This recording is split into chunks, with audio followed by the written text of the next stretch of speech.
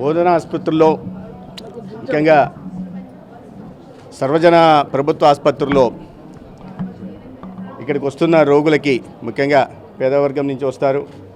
వారి ఎటువంటి వైద్య సేవలు అందుతున్నాయనే విషయం మీద ఇవాళ చూడడానికి నేను ఆకస్మికంగా తనిఖీ చేయడం జరిగింది. ఎవరికి తెలియకుండా రావడం జరిగింది. అనేక మంది ఓపీ దగ్గర కానీ లేదు ఓపీ క్యూలో టోకెన్ కోసం ఉన్న వాళ్ళ దగ్గర కానీ లేదా డాక్టర్ దగ్గర ఉన్న వాళ్ళతో అందరితో అనేక మందితో మాట్లాడడం జరిగింది. అయితే ఈ ప్రభుత్వం అధికారంలోకి వచ్చిన తర్వాత చంద్రబాబు నాయుడు గారు సమీక్ష నిర్వహించి ఆసుపత్రుల మీద దృష్టి పెట్టాల్సిందిగా, నాణ్యమైన వైద్య సేవలు అందించాల్సిందిగా వారు సమీక్షలో చెప్పడం జరిగింది.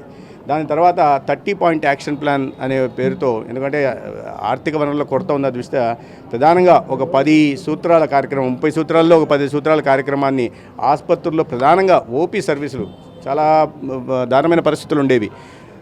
ఓపీ ఈరోజు మళ్ళీ రేపు కూడా ఒక రోజు ఆగాల్సిన పరిస్థితులు వాటి నుంచి బయటికి తీసుకొస్తూ 30 నిమిషాల్లోనే ఓపీ సర్వీసులు అందించాల్సిందిగా మేము చెప్పాం. దాంట్లో భాగంగా సమీక్షలో ఇవాళ కూడా నేను చూశాను. అనేక మంది రోగులతో మాట్లాడుతుంటే ఎవరు కూడా హాఫ్ అన్ అవర్ పైన అయినా చెప్పలేదు. 5 నిమిషాల్లో అయిపోయింది, 10 నిమిషాల్లో అయిపోయింది, డాక్టర్ ఎంతసేపట్లో చూశారు, 15 నిమిషాలు చూశారు. నేను రిజిస్ట్రేషన్ ఇదైన తర్వాత జనరేట్ అయిన తర్వాత దాంట్లో సమయాన్ని, తర్వాత ఓపీ డాక్టర్ దగ్గరకు వచ్చిన సమయాన్ని, తర్వాత ఏదైనా మందులు పరీక్షలు అవసరం ఉంటే ఆ పరీక్షల దగ్గరికి వెళ్ళిన సమయాన్ని, మందులు అవసరం ఉంటే ఫార్మసీ దగ్గరికి వెళ్ళిన సమయాన్ని కూడా నేను చూడడం జరిగింది.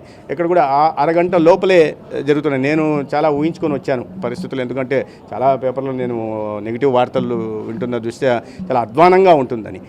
అంతా మంచిగా ఉంది, బ్రహ్మాండంగా ఉందని నేను చెప్పట్లేదు, కానీ చాలా మెరుగుదల వచ్చిందనే విషయాన్ని అయితే నేను స్వయంగా చూశాను కాబట్టి చెప్పగలను. ఓపీ సర్వీసుల్లో కావచ్చు, లేదా ఈ భోజనం ఇస్తున్న భోజనం వీటిలో కావచ్చు, లేదా ఇన్పేషెంట్ల విషయంలో కానీ, వాళ్ళని చూస్తున్న నర్సింగ్ స్టాఫ్ వ్యవహార శైలిలో కానీ, లేదా డాక్టర్లు ఓపీ కానీ ఐపీ సందర్భంలో చూస్తున్న సమయంలో కానీ, ఇవాళ రోగులు ఎవరైతే ఉన్నారో ఆసుపత్రికి వచ్చిన వాళ్ళు కాస్త సంతృప్తికరంగా ఇస్తున్నారు. కాస్త మార్పులు చేసుకోవాల్సి ఉంది, ఇంకొంచెం మెరుగుదల పరచుకోవాల్సిన అవసరం ఉంది. ముఖ్యంగా కింది స్థాయి సిబ్బంది లేకపోవడం వల్ల. ఇటీవల మేము సమీక్ష నిర్వహించినప్పుడు కూడా దాదాపు 925 మంది ఎఫ్ఎన్ఓలు ఎంఎన్ఓలు కొరత ఉందని చెప్పడం జరిగింది. దానికి అనుగుణంగా మేము నియామకాలు కూడా చేపడుతున్నాం. ఇవాళ చూస్తే రాష్ట్ర వ్యాప్తంగా నర్సింగ్ స్టాఫ్ కొరత ఉండడంతో నియామకాలు చేపడుతున్నాం. అదేవిధంగా ఫార్మసిస్టుల నియామకాలు చేపడుతున్నాం, ల్యాబ్ టెక్నీషియన్స్ నియామకాలు చేపడుతున్నాం. అయినప్పటికీ కూడా ఎఫ్ఎన్ఓలు ఎంఎన్ఓల కొరత ప్రధానంగా ఇక్కడ కనిపిస్తూ ఉంది. 300 మంది ఎఫ్ఎన్ఓలు ఎంఎన్ఓలు ఇక్కడ అవసరమైతే ప్రస్తుతానికి 138 మందే ఉన్నారు. దాంట్లో కొంతమంది సెలవులో ఉండకపోగా కొంతమంది అనాథరైజ్డ్ ఆబ్సెంటీస్ కూడా ఉన్నారు. నేను వారి మీద ఎప్పటి నుంచి అనాథరైజ్డ్ ఆబ్సెంటీస్గా ఉంటున్నారో వాళ్ళని ఒకసారి గుర్తించి వాళ్ళకి వెంటనే వాళ్ళకి నోటీసులు ఇచ్చి, వాళ్ళకి కారణాలు సహేతుక షోకాజ్ నోటీస్ ఇచ్చి సహేతుకమైన కారణం ఉంటే దాని మీద లేదంటే చర్యలు తీసుకోవాల్సిందిగా, అవసరమైతే సస్పెండ్ చేయాల్సిందిగా కూడా ఇవాళ నేను సూపరింటెండెంట్ గారికి తెలియజేస్తున్నా. అదేవిధంగా నిర్ణయం కూడా ఖచ్చితంగా తీసుకుంటాం వాటి మీద.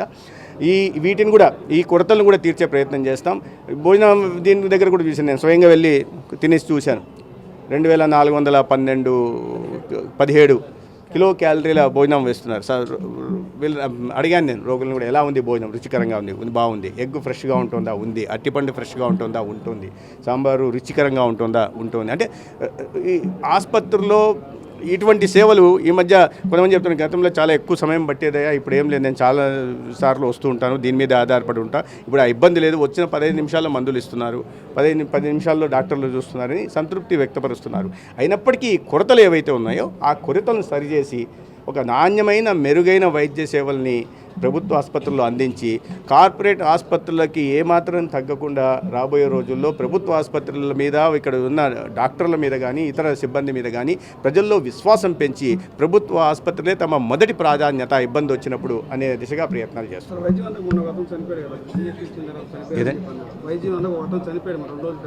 దాని మీద విచారణ ఆదేశించాం. అదే పేపర్లో చూసిన వెంటనే విచారణ ఆదేశించాను. ఏమైంది ఇప్పుడు చూడాల్సి ఉంది. ఇక్కడ ఒకటి జీబీఎస్ విషయంలో కూడా విచారణ ఆదేశించాను. నిన్న ఉదయం నేను డిఎంఈ గారికి విచారణకు ఆదేశించాను. దాని విషయం కూడా ఏదైనా తప్పు ఉంటే, ఎక్కడైనా నిర్లక్ష్యం ఉంటే ఖచ్చితంగా దాని మీద చర్యలు తీసుకుంటాం.